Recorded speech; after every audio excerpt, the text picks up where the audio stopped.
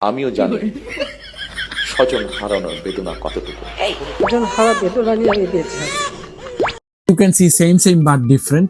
স্বজন হারানোর বেদনা সবারই আছে, শুধু আমরা দোয়া করি তারেক সাহেব আপনিও শেখ হাসিনার মতো স্বজন হারানোর বেদনা বুকে নিয়ে যেন হিংস্র হয়ে না যান। না হয় হিংস্রতার কারণে শেখ হাসিনার তো পালাবার একটি জায়গা আছে দিল্লি, কিন্তু আপনার তো পালানোর এরকম একটা জায়গাও নেই।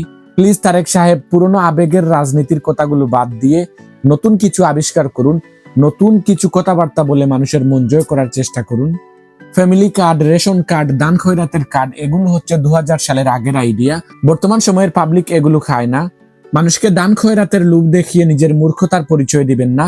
মানুষ পরিশ্রম করে সম্মানের সাথে বাঁচতে চায়, পারলে কিভাবে নতুন নতুন কর্মসংস্থান সৃষ্টি করবেন সেটার কথা বলুন। বাংলাদেশ কিন্তু ইউরোপ বা আমেরিকার মতো এত উন্নত হয়ে যায়নি যে সে তার নাগরিকদেরকে বসে বসে খাওয়াতে পারবে। আপনি নিজে হয়তো লন্ডনে বসে কাজ না করে এভাবে সরকারের কাছ থেকে বেনিফিট খেয়েছেন, এজন্য এখান থেকেই আপনার এই আইডিয়া এসেছে যে বাংলাদেশেও মানুষকে এইভাবে বসে বসে খাওয়াবেন। কিন্তু আপনার বাংলাদেশের অর্থনীতি আর ইংল্যান্ডের অর্থনীতি তো আর সমান নয়। খুদাই এইসব লোভ দেখিয়ে মানুষকে বিভ্রান্ত করবেন না, নিজেদের ইমেজকে আর মলিন করবেন না। বর্তমান এআই এর যুগে কিভাবে নিজেদেরকে খাপ খাওয়াবেন সেটা নিয়ে চিন্তা করুন।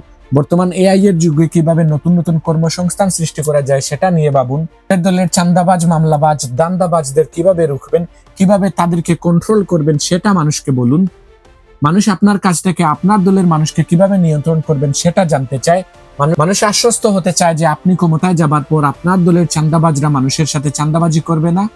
এই শেষবার ক্ষমতায় যাবার পর আপনারা যে পরিমাণ দুর্নীতি করেছিলেন সেটা করবেন না, সেটা নিয়ে মানুষকে আশ্বাস দিন।